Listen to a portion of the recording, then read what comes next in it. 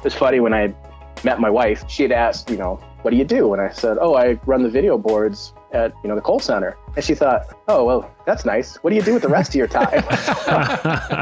I run the video boards with the rest of my time. Is that what you led with, Steve, or is that? Yeah. It was something like that. I don't remember. Hello and welcome to the Daktronics Experience Podcast. I'm Justin Oxner here with Matt Anderson. Today we're joined by Steve Ackerman, Daktronics Supervisor of Event Production.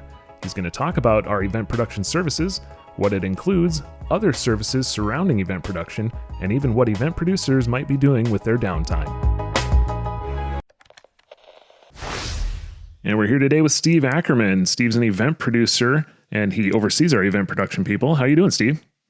I'm doing well. How you guys? I'm doing all right. How you doing over there, Matt? I'm doing good, Justin. Thank you.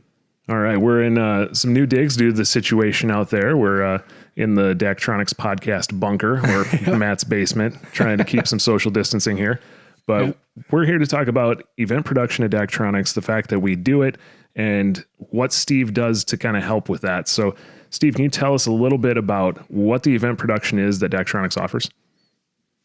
We actually have a lot of different offerings, but I think primarily we're known for our full-time event producers. We've got full-time event production at University of Florida, University of Georgia, James Madison, Old Dominion, South Dakota State University, and at MetLife Stadium in New York. Okay. And just before we get too far in and Matt reins me back in, can you give us a little bit of your background? I mentioned that you do supervise some event production for us here, but what's your background in all this? So I've got about 20 years of experience in event production, going back to my college days at Florida State, where I was a member of Seminole Productions there. Joined Daktronics out of college, and it wasn't long before I moved to Madison, Wisconsin. And I did event production for the Badgers from 2004 to 2017, and then was tapped to become the manager of the event producers for Daktronics. Thank you, Justin. I was going to call that out. We always like to make sure we learn a little bit about our guests and kind of their background. So people know who this person is and why they're talking to us. Yep. So, Steve, we're talking about event production then, and you mentioned the sites that we have it at. Just for people that may not be aware, you think of an operator of a control system during an event, but what is an event producer? Like, what do they do? What's their role in everything?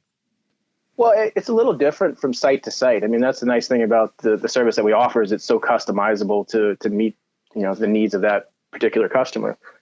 So, for instance, at University of Georgia, we've got 3 full-time event producers, and one of them really focuses on video board production. Another one really focuses on the SEC network, ESPN streams. And then the third one kind of dabbles in both of them and manages all the production crew and taking care of all the paperwork. So they kind of have their roles divvied up, and that works out well there. Then we can look at one of our customers like Old Dominion. We don't run the production crew there. We just provide an event producer, and that event producer does manage the crew. But the event producers really just focus on producing video board productions for their various sports. So it kind of runs a wide gamut, even within the full-time offering, the different services that we focus on. Yeah, and it's something we can put in the show notes because we had Dylan and I had the fortunate be able to go visit UGA this last fall, and we actually interviewed all our event producers down there. So we did a YouTube video kind of highlighting, like you're talking about, Steve, of their different roles they have with the university and how that breaks up and how they work together. So we'll make sure and put that in there. And that was, I've been around DAC for about 13 years, and it was a unique way of handling it. But after you go down there and meet with them, it makes complete sense because everything with video production being on a display and also just being on things, like you said, the SEC network. I mean, event production over the last 5 years isn't just the main video board anymore. Yeah, you're right. It's growing and it's growing. There doesn't seem to be any sign of it stopping. It used to just be football and basketball, but it's covering all sports now. Almost, everybody seems to have a display now at just about every venue. Right. And a lot of times they don't think about, the infrastructure that supports it or the people on the back end that have to run it. And after they start purchasing the displays, then they start realizing, okay, who's going to take care of this? Well, we'll just give it to the video person we have. Well, that video person's already got a full-time load, so they're really stretching them quite thin to have them take on all that additional work. Yeah, and you said there's almost a display at every stadium or event now. So it sounds like you can tailor it to what your university needs, because not every university is going to need basketball, football, baseball, hockey, gymnastics, and track and field. They might only have 3 or 4 of them that have video boards. So do our services extend to all of those sports, or we kind of pick the few that they have video boards for, or how does that work? Yeah, I would say that any venues that have displays, we're certainly going to want to have an event producer there to cover that production. If you have streaming, or we have an event producer that's involved with some of the streaming aspects, you can have streaming and not have a display at the venue. So it would extend to those sports as well. Yeah, and when you're thinking about, you talk about how it's very customizable. We do it in different ways at these different schools. If a school came up to you today and said, we're interested in event production, what are some of the beginning steps you take? Like, what are those kind of discovery questions you do right away? I would want to understand what their capabilities are, what's their need for crewing, how many events are they doing. That's about all I can think of. Okay, so it's about the size of the crew, how many events, and then like we're talking about multiple different sports. So maybe what equipment do you have at the different sports? Yeah, is there a main display? Are there ribbon displays? Are there scorers tables, stanchions? Any extras that you need to think about? Yeah, you definitely want to understand everything that you're working with there. I want to understand what their goals for their production are. What are they trying to do? Is it fan entertainment? Is it revenue generation? What should take priority? That would help when piecing together, a script or deciding how a production should go. All questions that should get answered up front. Yep. And then when you get all that, I mean, we mentioned, this is kind of a time-saving thing for a customer, right? And part of this too is we will go out and, I don't know if you say headhunt, but we'll look for who would be a great event producer for that school, right? So we take on the whole interviewing and hiring process, correct? Yeah, absolutely. And, the nice thing about that is the school can be, or whoever it may be, can be as involved in the process as they want. Now, typically, we'll take care of the job posting and weeding out the first so many resumes that come through. Maybe even do the first round of interviews. Usually, by the second round of interviews, that's where the school might want to step in and understand who it is we're evaluating. Start getting their opinion. Is this a good fit at your location? And then certainly use their input for deciding on who that final person's going to be. And if I'm correct, Old Dominion is the most recent one that we'd signed on. Did this process kind of happen the same way for them? Was it we did some interviews and then we brought them in to find out who they'd be working with, or how did their process go? So that one, that was tricky. That was a tough one. They joined us this past season. Okay. And we had been talking to them for about 2 years about the need for event production. And I think they realized the need, but never more so than when they started, their season, their football season this year. They contacted us very early in the year, well, after the first game, and said, we'd like to go ahead with event production. And I'm like, okay, that's wonderful. Now we have to start the process of trying to find someone. It took us about a month to go through the whole process to locate someone, get them on site. We had to relocate someone. Victor Sweet is our event producer there. Okay. And in about a month we did it, which, I mean, that's about as fast as you could possibly hope, I think, to get somebody on site. And he's doing really well there. But, the problem is after your first football game and a month later, you don't have much left in your football season. I think he had 1 or 2 games of football left, and he was still getting his feet under him, trying to figure out, where he's supposed to live in Norfolk. So that was certainly a challenge, but he's definitely thriving there now. So it's, ideally we want to start this process. Usually we have these conversations in the winter, even, early spring. And ideally we'd be hiring late spring, early summer, really with the thought of trying to get somebody on site July 1. Okay. That gives them a couple months to get their feet under them, start prepping for a football season, and be ready to go come the beginning of September. Okay. So this sounds like maybe more of a unique case where somebody was kind of in a pinch and decided, okay, we want to do this. And it was a little bit later on and we were still able to help them out. Maybe just it took a time and they missed a few games for football until that person was hired. And you said they only had like a couple football games by the time they were there and in place. Is football the main sport we do for Old Dominion, or are there other sports we do for them on campus? So they're managed by Spectra. and their arena is. So we not only do the football there, but for the arena, we're doing men's and women's basketball. And they have all kinds of events coming in there, from like UFC fight nights and different corporate events and graduations. I think they host a lot of high school graduations. So it's a very busy arena. And then we also cover baseball for them too. So we do ODU baseball as well. Nice. And I'm thinking back to Steve, you talk about how we bring them in too on the hiring process. And that's really important, right? Because even though they are a Daktronics event producer, they work a lot with the school, right? So, I mean, they have a vested interest in who this person's going to be, because they work with them on a regular basis too. Yeah. And, the event producer really becomes ingrained, and we want them to become ingrained with that customer's culture. Sometimes it's a little too much. I have to hop on a call with our event producer and remind them they work for Daktronics. That's all right. I'd rather it be that way than the other way around. But yeah, I talk to the event producers on a weekly basis, sometimes a little more. But they see their customer every single day, and sometimes it's 12 hours a day or more. They're working hand in hand and to get through their production.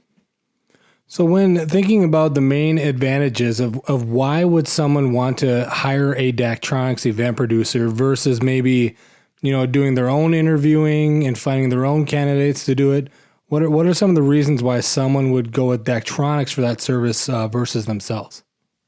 Well, it's actually a really good question. There's a few reasons, and one of them just to unload that burden of going through the hiring process, as well as the management and oversight of that individual.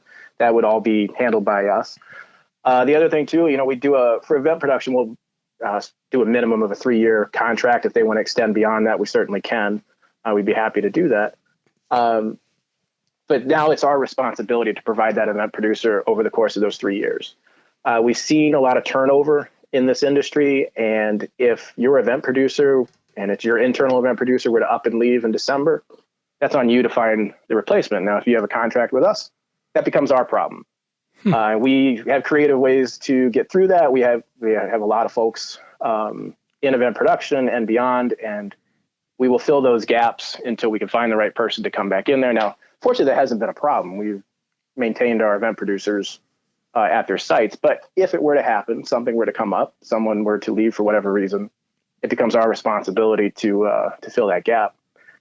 Yeah. That's nothing to be said for, if you get a Daktronics event producer, you're going to get a better show. We train our event producers. We know what to look for and what makes a great event producer. So you're going to hit the ground running with your production from day one.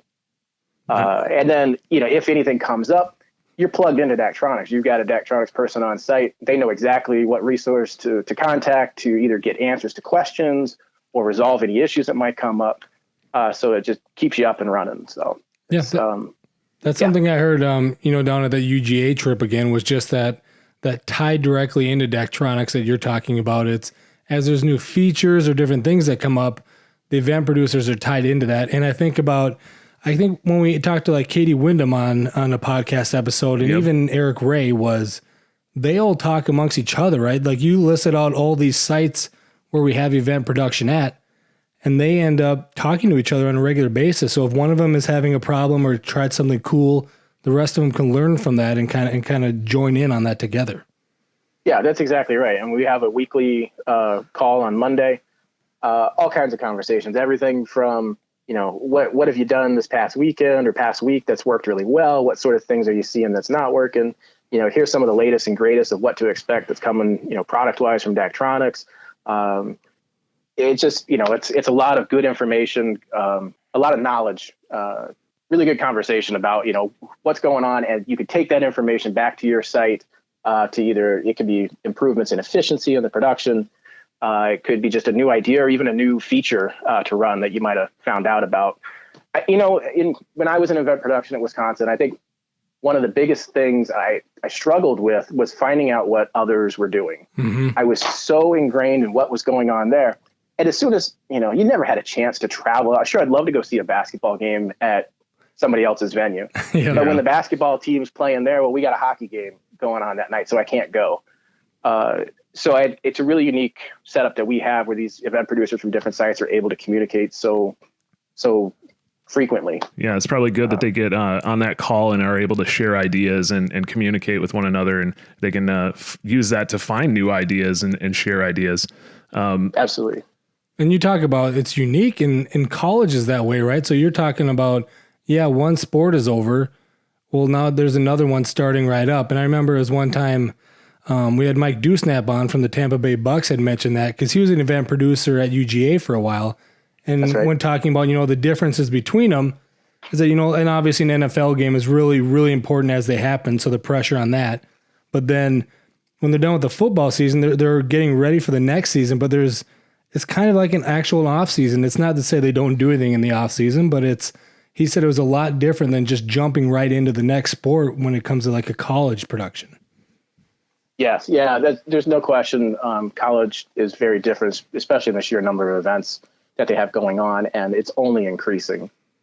It's funny when I met my wife, she had asked, what do you do? And I said, I run the video boards at, the Kohl Center. And she thought, oh, well, that's nice. What do you do with the rest of your time? I run the video boards with the rest of my time. Is that what you led with, Steve, or is that? Yeah. It was something like that. I don't remember exactly what I said, but yeah, I did. But yeah, to the untrained person or somebody who's not familiar with the industry, you don't think about what goes into the off season or the sheer number of events that are going on. Right. Or the lack of an off season. Right. As events just keep coming and you keep doing something next. So jumping into a little different train of thought with sports kind of slowing down right now due to everything happening in the world. Is there a specific thing you guys are doing now that you've got a little bit of downtime due to events being postponed and things like that? Is this a time where people can communicate and share those ideas again that we were talking about, or are they learning different tips and tricks with their system right now? Well, I mean, it's tough. Especially for event production. I mean, it is just a total shutdown. Some of our sites, the event producers aren't even allowed into the building. So hopefully we've got computers up and running that we can remote in. And this is a good time to clean up your system, start getting things ready for the fall, start maybe thinking about some new opportunities for new features. We do have a call. We're still checking in, and it's a good opportunity to see, hey, what are you doing? How are you using this time? Is there ways you can improve your skill set? Are there any trainings out there that you could be taking part in? And that's kind of what I'm hearing a lot of from the event producers. I had this on my back burner for a while, and now it's priority. I got time to work on it. So it's good that we're able to start clearing some of those items. There's something I was thinking of too, Steve, was that, there was one time we were putting together like a, marketing research, and it was our executive producer, Jessa Pace, and myself. We're going through and interviewing our event producers. I think we started with like Eric Ray at the time at SDSU. South Dakota State University. I know Justin was looking at me. Not San Diego State University. Right, just to clarify. Yeah. So, but it was the sheer time savings that we said a customer gets. And when you start talking about either them helping a college interview for an event producer, or if that event producer on site is responsible for that entire crew that's there, right? You're talking about camera operators, instant replay operators, and it was this whole hiring, managing a staff, because there can be turnover because a lot of the times they are students when they hire them in. So it was the amount of time you think of that you save a customer, even, and you kind of brought it up too when you said, if someone were to leave midseason, that's our problem. Like all of a sudden it's not on the customer to think, where am I going to find the time to do this? It's kind of on us to help that out. Yeah. I think with any crew, especially in college, you're going to have a lot of turnover because the chances are you're going to be using some students, and students come and go every 4 years, and you don't always bring them in as freshmen. So usually you get them for maybe 3 years, and then they're out of there, and then you got to start over again. And there's no question that hiring process takes time. Mm-hmm. And then even freelancers, you need to know what to look for in a knowledgeable camera operator, technical director, and how to find those folks. Usually once you get those people on board, they'll stick around a while, hopefully. Yeah. And it's just the amount of communication throughout like a week, right? If it's a big game on Saturday, of just making sure everyone knows when and where they have to be, what stations they're going to be at and all that. Yeah. It takes a long time to do all the scheduling. I always dreaded, I think November, December was kind of always one of the worst times. Once the break hit in December, it was a little simpler, but November was always so busy with all the hockey and basketball and football still going on. And it would take a couple of days just to put together the schedule to get the entire crew booked for that month. So it's definitely some time consuming work. And, it's kind of thing we expect event producers to take care of. So if there are people listening out there and they're thinking, hey, maybe we should turn to a Daktronics event producer, how would they go about reaching out to us to find out? Well, they can always get a hold of me. They can reach out to their Daktronics representative in their area who can put them in touch with me. And then we also got www.daktronics.com/event production. You can check that out and get more information from there as well. All right. We'll try and drop your personal phone number in the show notes here to make sure everyone can get a hold of you direct. Your home address and your personal phone number and all that in case the people want to talk to you. Yeah, but we'll make sure that if they're looking for event production, they'll be able to get to the right people and get in contact and get something lined up to meet about that. So we offer this event production kind of service. Are there any other variations of that? I know we talked about it's customizable for each customer. Can you say that, Justin? Yeah. Customizable for a customer? Yeah. But are there any other variations of this that we offer as well, not just a full-blown event producer? Yeah, we actually have a few options for event production. So we have what we call our game day operator. And this is a knowledgeable show control operator. Somebody, if you get a new Daktronics system, you're just not sure, how to run it. We can provide you a game day operator who knows that system. They're going to be connected. They're going to be managed by one of our full-time event producers, so they have that connection to Daktronics. They're going to show up on whatever your crew call time is, 2 hours, 3 hours before, and then they'll be done. When the event is over, they'll take care of loading content and certainly the operation of the system during the event. And what that offers is a much more affordable option than, say, a full-time event producer. And you don't get all the benefits that you have of having that full-time event producer there, but you do get somebody who knows that show control system, and it's something you don't have to worry about at that point. We also do event production training. So if you have your own internal event producer, but maybe they just need a little bit more understanding, we can come in during the off season. It's usually a 2-day training that we'll do. We'll focus on all different aspects of production, from script writing to different scenarios. We can even do like a mock game and run through some rehearsals. And the whole goal of that is to make that individual more comfortable for their first event coming up. And then even prior to that, when you're if you want to hire your own candidate, but you're just not sure what to look for, we can help you out with candidate evaluation. We can write the job description for you. We can participate in the interview process and then provide our recommendations on who we think a good candidate would be. So those are just several different offerings that we have. Yeah, that's awesome. I always knew we did event production, but I didn't realize, I think I've heard sometimes we'll provide an operator for like major events and things like that. But yeah, you're saying it's almost no matter what level of comfortability that the customer has, we pretty much have something to help fit for that. Yes. Yeah. Got every angle covered for event production. I think I want to sit in one of those trainings. You're going to have to let me know when that goes again, Steve. Like, I've been in a few control rooms in my day, but that's kind of, when you talk about doing like a mock game run through and all that kind of stuff, that sounds really cool and something to, sit in and watch. Yeah, I'll let you know. We'll have to bring you out for that. Yeah, Justin, he said he invited me out, not you. Yep, that's okay. I'll stay here and hold down the fort. Hold down the bunker. Yeah. All right. Well, thanks for joining us today, Steve, and sharing more aspects of event production. Yeah, thank you. Thanks for having me. All right. Thanks, Steve. Thank you for listening to this episode of the Daktronics Experience Podcast. Please subscribe at your favorite place to listen to podcasts to keep up with our latest episodes.